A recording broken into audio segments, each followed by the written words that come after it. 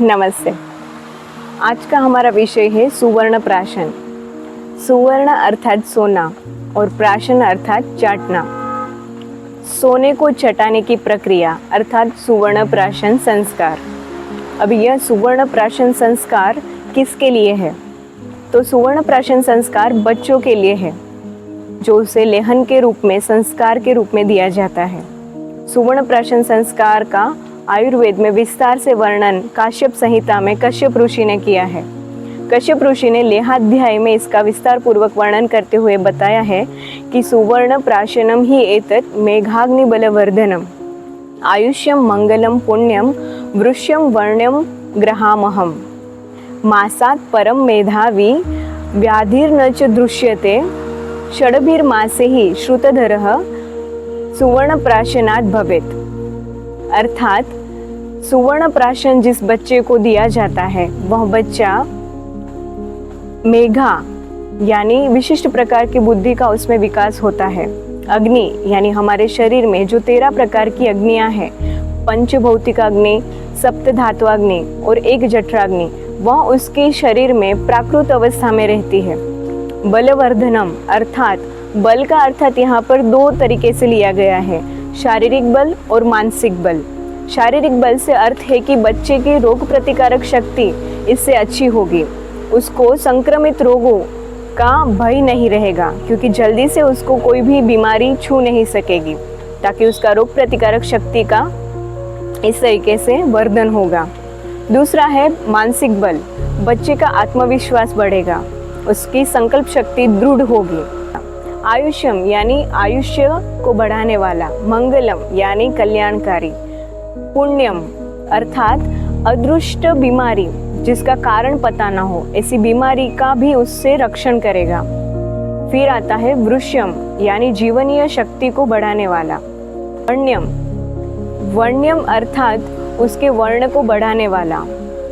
अभी परम मेधावी, 1 महीने तक बच्चे को सुवर्ण प्राशन संस्कार दिया जाए तो परम मेधावी यानी उसकी बुद्धि का विशेषतः अच्छे से विकास होगा। तो इस तरीके से अगर बच्चे के आहार विहार का अच्छे से ध्यान रखा जाए और उसको सुवर्ण प्राशन संस्कार दिया जाए तो बच्चे का विकास अच्छे से होगा। फिर 6 मास तक अगर कंटिन्यूअस बच्चे को 6 मास तक सुवर्ण प्राशन संस्कार दिया गया, उसके आहार विहार का अच्छे से ध्यान रखा गया, तो वह श्रुतधर यानी जो भी सुनेगा वह सरलता से याद रख सकता है एक बार में, उतना उसका विकास अच्छे से होगा।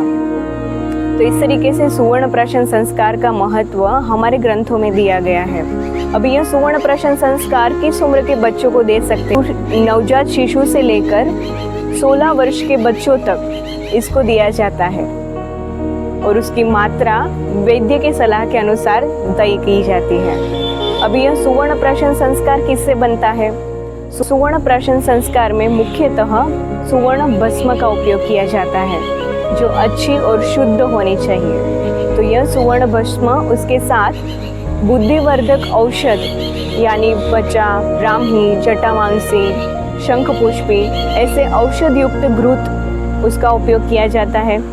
उसके साथ मध का भी उपयोग किया जाता है। इन सभी को अच्छी तरीके से मिक्स करके मंत्र उच्चार के साथ भगवान धन्वंतरी को सभी बच्चों के आरोग्य के लिए प्रार्थना करके बनाया जाता है, ताकि उसमें उनकी ऊर्जा बच्चों को भी मिल सके। तो इस तरीके से मंत्र औषधि युक्त सुवर्ण प्राशन संस्कार के रूप में बच्चों को दिया जाता है। अभी सुवर्ण प्राशन संस्कार पुष्य नक्षत्र में क्यों दिया जाता है? तो पुष्य नक्षत्र सभी नक्षत्रों में से शुभ माना जाता है। उसका अर्थ ही है पोषण देने वाला। अर्थात सुवर्ण प्राशन संस्कार अगर पुष्य नक्षत्र में किया गया तो बच्चों को अधिक लाभ दे सकता है। और उसके अलावा सुवर्ण प्राशन संस्कार के अलावा औषधि भी अगर पुष्य नक्षत्र में दी जाए तो वह अत्यंत लाभदायी है। इस नक्षत्र में सोने की खरीदी भी लोग अच्छे से करते हैं, तो सोने की खरीदी से ज़्यादा बेहतर है कि बच्चों के लिए सोने से युक्त सुवर्ण प्राशन उसको दे, तो वह उसके लिए ज़्यादा अत्यंत उपयोगी आगे जाकर सिद्ध होगा। यह सुवर्ण प्राशन संस्कार बच्चों को कहाँ से दे सकते हैं? तो आपके घर से नज़दीक में आयुर्वेदिक वैद्य, आयुर्वेदिक हॉस्पिटल्स, वहाँ पर जाकर आप बच्चे को सुवर्ण प्राशन संस्कार दे सकते हैं। अगर आपके घर के नज़दीक ऐसे सेंटर्स है जहाँ पर सुवर्ण प्राशन संस्कार बच्चों को दिया जाता है तो आप वहाँ जाकर भी उसका लाभ ले सकते हैं।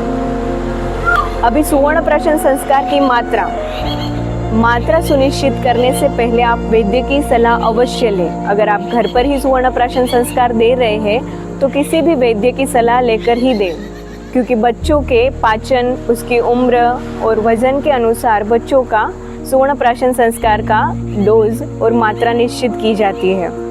तो आप सुवर्ण प्राशन संस्कार अपने बच्चे को दें और निरोगी रखें।